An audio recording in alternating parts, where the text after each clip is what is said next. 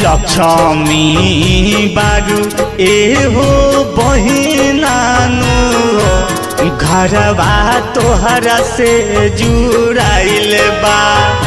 धन दौलत सग रोई खुशियानु सब तोहरे पलुटाइल बा लक्ष्मी बारू एहो बहिनानु घरवा तोहर से जुड़ाइल बा धन दौलत सग रोई खुशियानु सब तोहर पलुटाइल बा रक्षा खातिर राखी हम बंधावा बतानी राखी हम बंधावा बतानी रखब